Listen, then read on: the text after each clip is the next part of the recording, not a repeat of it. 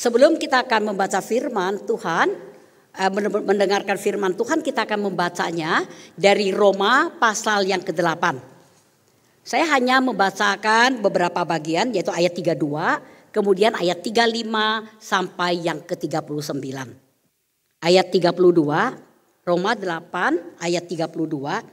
Ia yang tidak menyayangkan anaknya sendiri, tetapi yang menyerahkannya bagi kita semua, bagaimanakah mungkin ia tidak mengaruniakan segala sesuatu kepada kita bersama-sama dengan dia. Ayat 35, siapakah yang akan memisahkan kita dari kasih Kristus?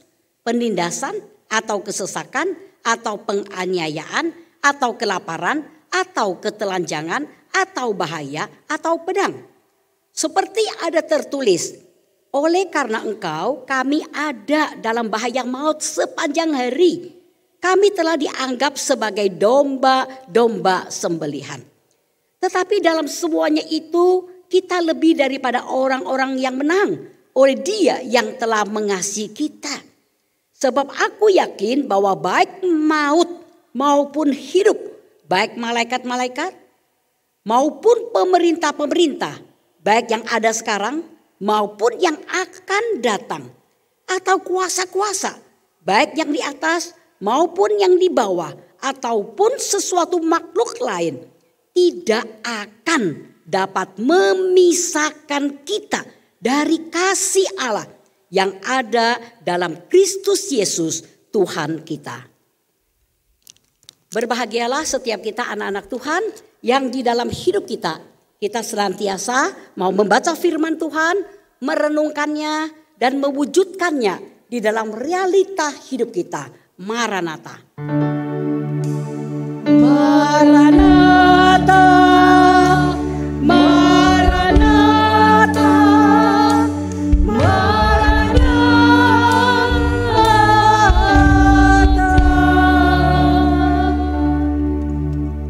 Bapak Ibu yang dikasihi oleh Tuhan, berdasarkan data dari Badan Pusat Statistik, dalam statistik Indonesia tahun 2022 ada sebanyak 447.743 kasus perceraian yang terjadi pada tahun 2021. Angka ini mengalami kenaikan dibandingkan tahun yang sebelumnya, yaitu tahun 2020 yang mencapai 291.677 kasus. Ya, kita lihat ya angka terakhir dengan yang pendek itu ya, statistiknya tinggi. Nah, jadi ada melonjak 53,5% perceraian terjadi di Indonesia. Nah, hal ini cukup menyedihkan. Nah, saudara, pada saat saya memikirkan pasangan yang bercerai ini, saya ini terbayang sebelum mereka menikah, mereka pasti adalah pasangan yang saling mencintai, saling mengasihi satu dengan yang lain. Sehingga mereka berani mengambil keputusan untuk hidup bersama secara sah di dalam satu lembaga pernikahan. Tetapi dengan berjalannya waktu, terjadilah banyak masalah di dalam rumah tangga mereka. Ada yang mengalami masalah ekonomi, masalah keributan mulut terus, yang ribut terus, ya bertengkar, berselisih terus menerus sehingga mereka merasakan tidak ada keharmonisan. Ada yang mengalami masalah kekerasan rumah tangga, ada yang mengalami karena ada wanita idaman lain atau pria idaman lain dan sebagainya. Dan dengan berjalannya waktu, kasih pasangan suami istri rupanya memudar. Sampai mereka pun mampu melepaskan diri dari pasangannya dengan memilih ya bercerai sajalah. Nah, saudara-saudara, inilah realita dari kasih manusia di dunia ini yang membuktikan kepada kita bahwa kasih manusia itu sangat terbatas. Ya, tidak kekal. Mudah dipengaruhi oleh keadaan atau kondisi. Mudah berubah, tidak bisa dipegang teguh, bahkan tidak bisa untuk dipertanggungjawabkan dengan baik di hadapan Tuhan. Bagaimana dengan kasih Tuhan? Saudara-saudara, di kebaktian Advent yang pertama sampai yang ketiga, kita ini sudah belajar bahwa Allah kita itu kekal, tidak berubah. Rencananya dan kebenarannya pun tidak berubah. Dan di Advent yang keempat ini kita akan belajar mengenai kasih Allah. Saudara, Alkitab di dalam 1 Yohanes pasal 4 ayat yang 8 di sana mengatakan bahwa Allah itu adalah kasih. Dan sebagaimana Allah itu kekal tidak berubah, maka kasihnya pun tidak berubah dan kekal adanya. Saudara, dengan kasih daripada Allah yang tidak berubah dan kekal ini, kira-kira apa yang akan dialami manusia yang dikasihi oleh Dia ini? Saudara-saudara, dari Roma 8 ayat yang ke-32 sampai 35 sampai 39 yang sudah kita baca, nampak dengan kasih Allah yang kekal dan tidak berubah ini, maka yang akan dialami manusia yang pertama, manusia akan selalu mendapatkan yang terbaik dalam pandangan Allah. Saudara-saudara, sejak Allah menciptakan manusia, Allah mengasihi manusia. Maka Allah pun memberikan yang terbaik dalam pandangannya kepada manusia. Yaitu Dia menciptakan manusia menurut gambar dan rupanya. Dan manusia pun diberinya kuasa untuk mengatur segala yang ada di alam semesta ini. Ya, tetapi sayang saudara, manusia tergoda memakan buah yang dilarang oleh Allah. Sehingga manusia pun jatuh berdosa di hadapan Allah. Setelah manusia berdosa, telah menyedihkan Allah, menyakitkan hati Allah, mengecewakan Allah. Allah yang mengasihi manusia dengan kasih yang kekal dan tidak berubah, maka Ia pun tetap mengasihi manusia. Ya, kasih Allah ini jelas tidak tergantung apa yang diperbuat manusia kepadanya. Tidak tergantung bagaimana kondisi daripada manusia. Saudara-saudara, dengan kasih Allah yang demikian, maka setelah manusia berdosa, Allah pun tetap mau memberikan yang terbaik dalam pandangannya kepada manusia. Saudara-saudara, setelah manusia berdosa, Allah menyadari bahwa kebutuhan yang terpenting dan kebutuhan yang paling tepat, kebutuhan yang sangat urgen bagi manusia yang berdosa adalah apa? Keselamatan rohaninya. Manusia berdosa membutuhkan seorang juru selamat untuk menyelamatkannya dari dosa dan hukuman dosa. Dan karena Allah mengasihi manusia, mau memberi maka Dia pun mau memberi yang terbaik kepada manusia. Maka Ia pun menyediakan dan Dia mau mengerjakan keselamatan bagi manusia. Ya, Dia pun dengan begitu rela memberikan anaknya yang tunggal. Anak yang dikasihinya, yaitu Tuhan Yesus Kristus, untuk menjadi juru selamat manusia di bumi ini. Ini jelas dari pasal Roma 8 ayat 32. Dan kita juga akan selalu bisa ingat dengan Yohanes 3 ayat 16. Karena begitu besar kasih Allah ke dunia ini, yaitu manusia. Dia pun mengaruniakan anaknya yang tunggal, yaitu Yesus Kristus. Saudara-saudara, ya Allah yang tidak menyayangi anaknya sendiri, namun anaknya tersebut ya rela diserahkannya bagi manusia. Agar manusia berdosa dapat diselamatkan. Dipulihkan kembali hubungannya dengan Allah. Untuk memperoleh hidup kekal. Artinya hidup yang terus menerus bersama dengan Allah. Dan hidup kekal ini sudah bisa dinikmati manusia sejak ada di dunia ini. Yaitu sejak dia betul-betul menerima juru selamat, yaitu Yesus Kristus di dunia ini. Dan sampai di alam kekekalan, yaitu sampai yang bersangkutan masuk ke sorga. Saudara-saudara, ya memang sangat terbukti ya bahwa manusia yang dikasih oleh Allah ya selalu mendapatkan yang terbaik dari Allah di hidupnya. Saudara-saudara, Allah sudah mampu menyerahkan anaknya yang tunggal dan yang dikasihinya ini. Jelas ini bukan pemberian biasa-biasa saja. Tetapi ini sangat fantastik. Ya, sangat, dan bernilai yang paling luar biasa. Dan dengan Allah sudah mampu memberikan Yesus Kristus yang nilainya ini paling luar biasa demi keselamatan manusia. Maka saudara, bagaimana mungkin dia tidak mengaruniakan segala sesuatu demi berhubungan dengan keselamatan tersebut. Segala sesuatu tersebut pasti nilainya tidak sebanding dengan Yesus Kristus. Yang bernilai aja sangat luar biasa, berani dia berikan. Apalagi yang kurang bernilai. Demi keselamatan daripada manusia. Ya, karena kasih Allah kekal dan tidak berubah. Maka dia pun selalu mau memberi yang terbaik bagi manusia yang dikasihinya. Dan ini tidak diragukan lagi. Saudara-saudara, harus diakui, saudara dan saya adalah manusia terbatas.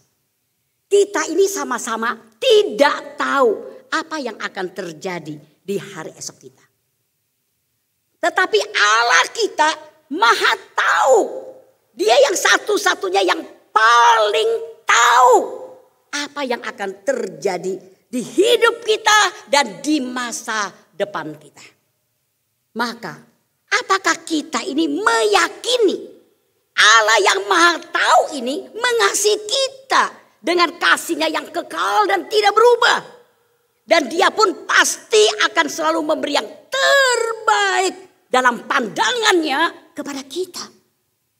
Saudara-saudara, saya pernah bertemu dengan seorang ibu. Pada saat dia masih remaja, dia aktif melayani Tuhan.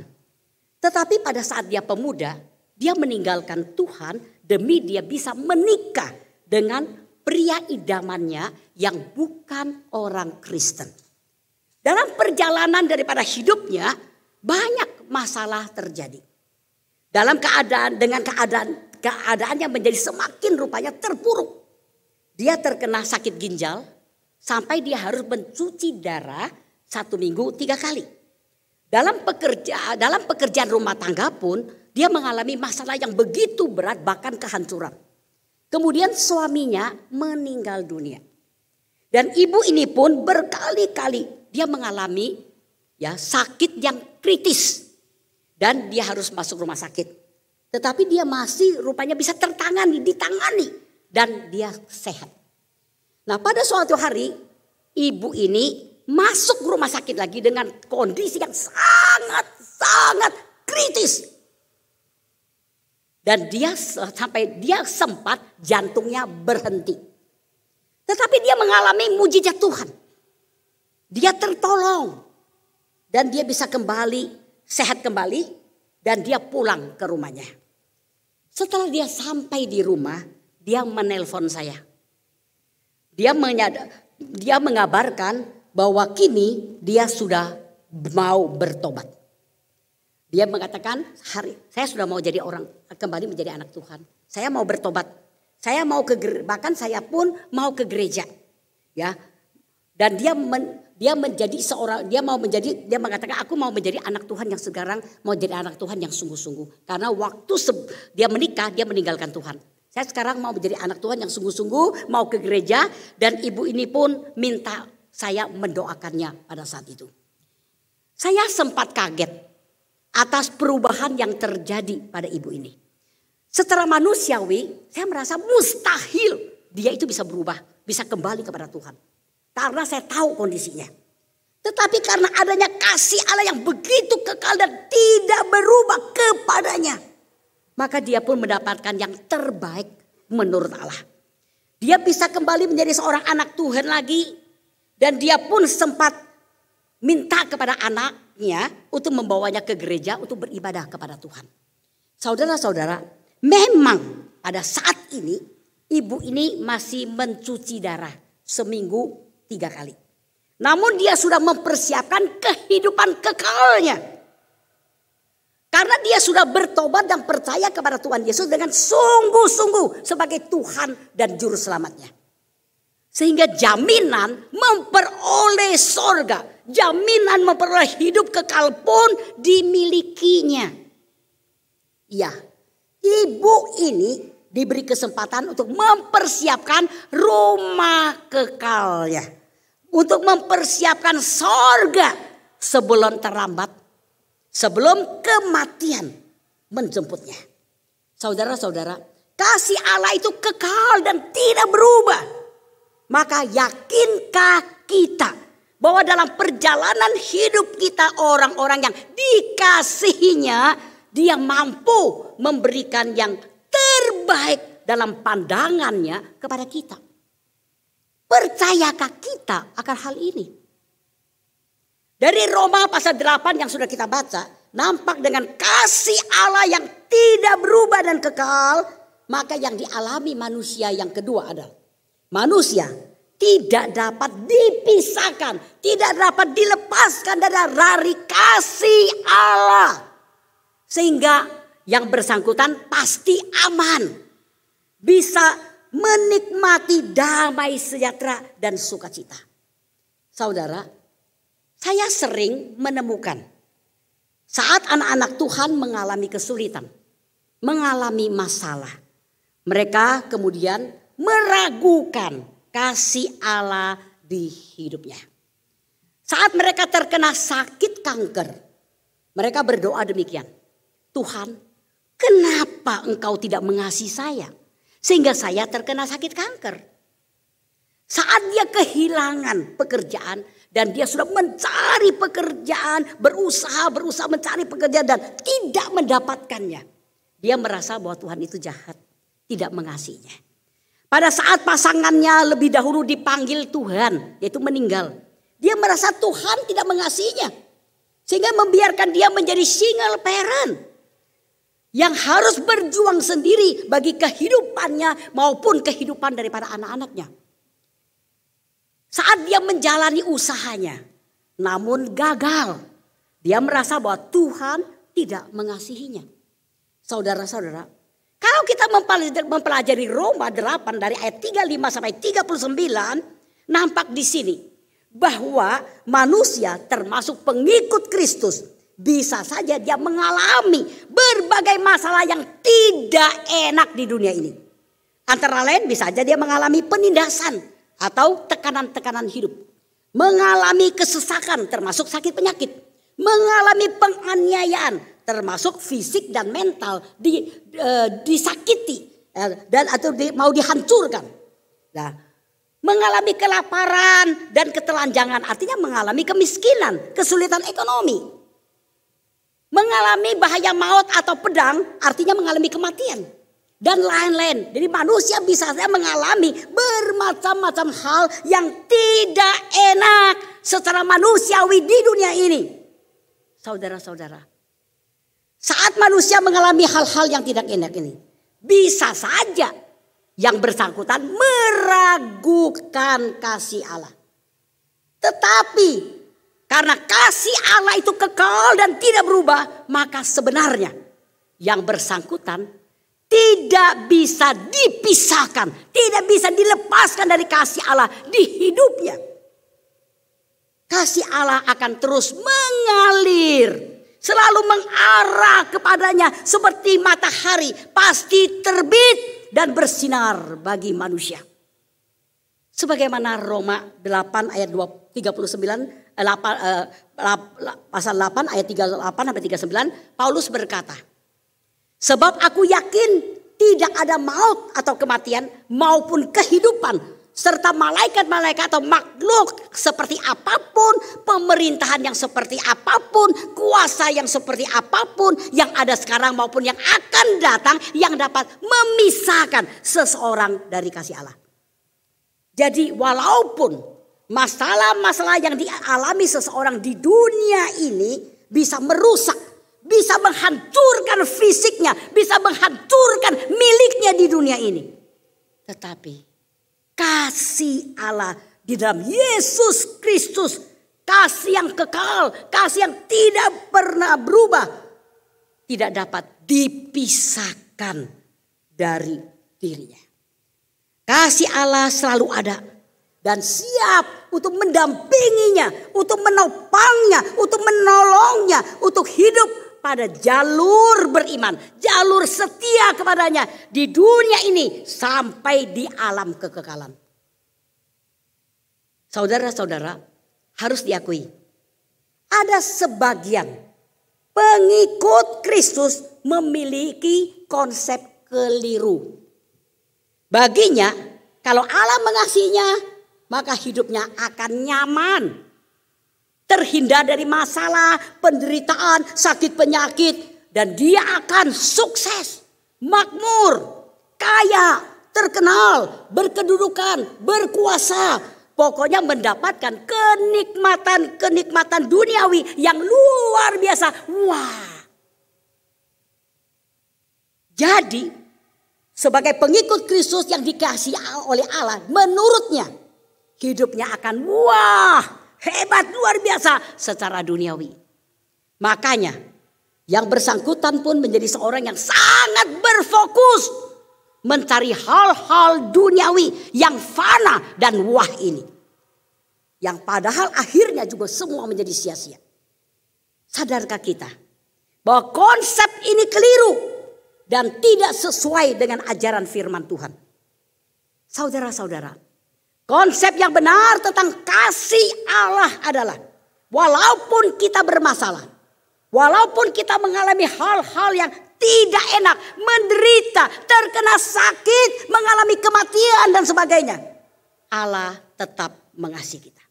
Dia selalu bersama kita, dia selalu mendampingi kita, dia selalu menopang kita, dia selalu menolong kita. Maka janganlah khawatir. Janganlah takut atas hal-hal yang melanda kita. Pokoknya hal-hal yang tidak enak termasuk kematian pun tidak dapat memisahkan kita, melepaskan kita dari kasih Allah. Bahkan hal-hal yang tidak enak tersebut justru bisa membuat kita bermegah. Itu dikatakan di dalam Roma 5 ayat 3 sampai yang keempat. Karena apa? Kok bisa bermegah? Karena kita bisa menjadi seorang yang lebih tekun. Bisa menjadi seorang yang tahan uji. Dan berpengharapan atau pengharapan kita kepada Allah akan menjadi lebih kuat. Karakter Kristiani kita bisa terus diasah menjadi lebih baik. Terus bertumbuh dewasa menjadi karya Allah yang luar biasa. Dan sebagaimana tertulis di Roma 8 ayat 28. Bahwa Allah ini turut bekerja dalam segala sesuatu. Termasuk apa? Termasuk masalah-masalah yang tidak enak. Penderitaan, kesengsaraan, sakit penyakit dan lain-lain. Untuk mendatangkan kebaikan bagi orang-orang yang terpanggil sesuai rencananya. Jadi saat ada hal-hal yang tidak enak melanda kita, melanda Bapak dan saya.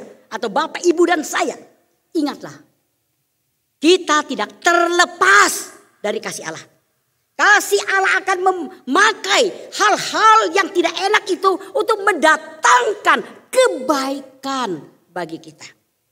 Saudara-saudara, memang menurut mata manusiawi, hal-hal yang melanda kita itu nampaknya buruk. Tetapi Allah mampu mengerjakannya untuk kebaikan. Untuk hal-hal yang indah bagi kita di dunia ini maupun untuk alam kekekalan. Saudara-saudara, ada seorang hamba Tuhan membesuk seorang dewasa muda yang terkena sakit ginjal. Dan yang bersangkutan sudah mencuci darahnya 3 kali seminggu dalam waktu sudah 10 tahun lebih. Pada saat hamba Tuhan ini bertemu dengan orang yang sakit ginjal ini. Dan dia melihat kondisinya secara manusiawi sangat buruk. Hamba Tuhan ini rasanya terdiam. Gak bisa ngomong, gak tahu mau ngomong apa kepada orang ini. Nah, orang yang sakit ginjal ini rupanya sangat peka. Dan dia kemudian berkata kepada hamba Tuhan, "Bapak bingung ya harus ngomong apa sama saya? Kalau demikian biar saya saja yang bercerita ya Pak." Maka diiyakan oleh hamba Tuhan itu. Maka dia pun mulai bercerita. Dia menyaksikan perjalanan hidupnya yang terkena sakit ginjal. Yang terkena sakit gagal ginjal ini. Dia mengatakan bahwa melalui sakitnya ini, dia mengatakan saya banyak berubah. Dia menjadi sangat sadar siapa dirinya dan siapa Allah. Dan bagaimana dia menyadari bahwa iya manusia begitu fana. Dia menyadari kefanaan manusia yang ada di dunia ini. Dan dia pun menjadi seorang yang kemudian dia merasa bisa lebih mengenal Tuhan. Dan mau hidup lebih taat kepada Tuhan.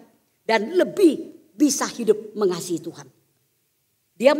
Bahkan dia pun berubah mau menjadi seorang yang bisa menjadi alat yang bisa memuliakan Tuhan dengan menginspirasi banyak orang.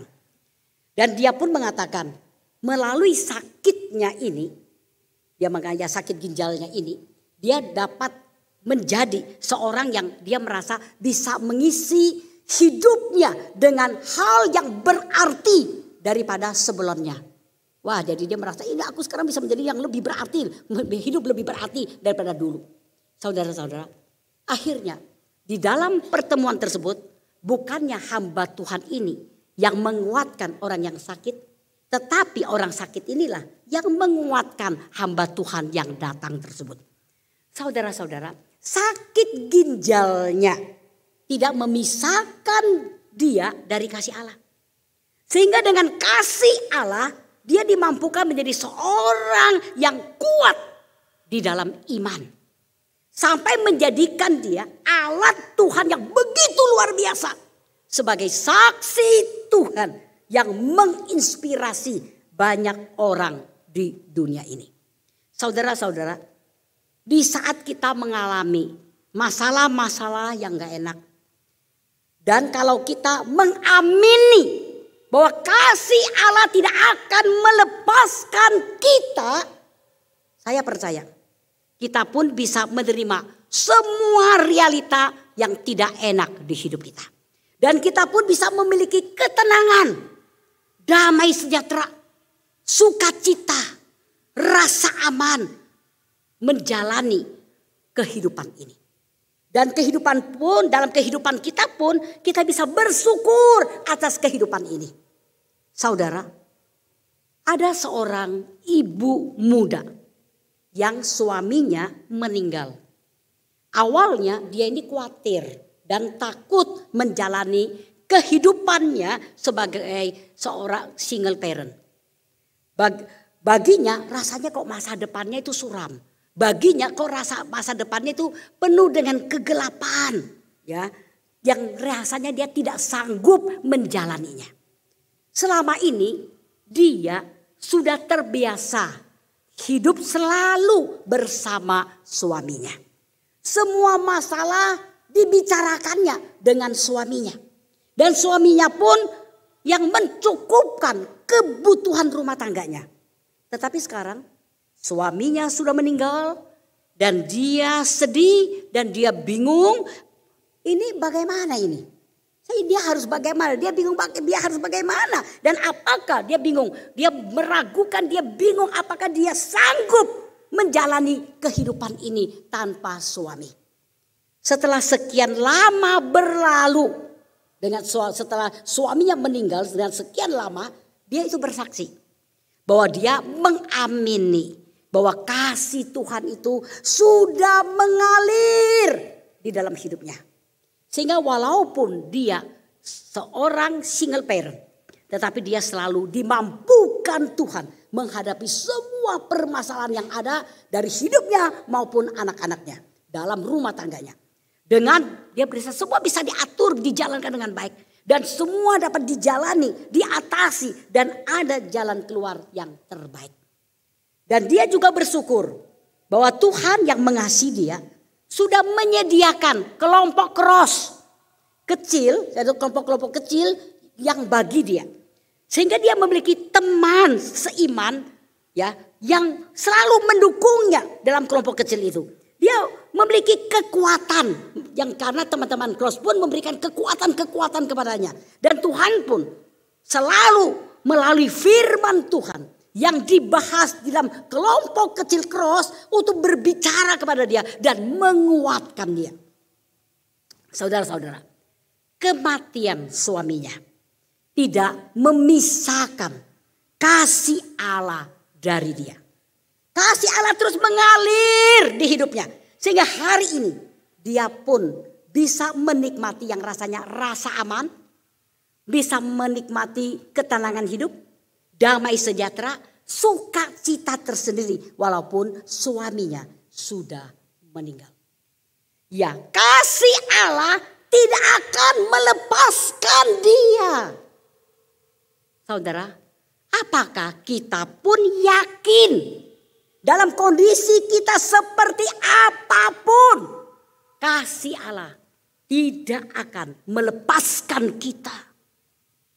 Saudara, dari Roma 8 yang kita sudah baca tadi, kita sudah mempelajari bahwa kasih Allah itu tidak berubah dan kekal. Maka yang akan dialami manusia, termasuk akan dialami saudara dan saya adalah kita akan selalu mendapatkan yang terbaik dalam pandangan Allah. Yang kedua, kita manusia tidak dapat dipisahkan, dilepaskan dari kasih Allah. Sehingga kita pasti aman. Kita pasti bisa menikmati yang namanya damai sejahtera dan sukacita di dalam kehidupan kita. Kiranya renungan firman Tuhan ini dapat menjadi berkat bagi kita.